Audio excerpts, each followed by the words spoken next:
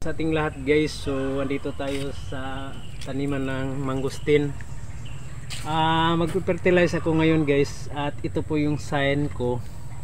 So sa akin lang to guys ha, pag ganito na yung mga bagong dahon na tumutubo, magpe-fertilize na po ako, pero complete fertilizer lang po yung gagamitin ko dito.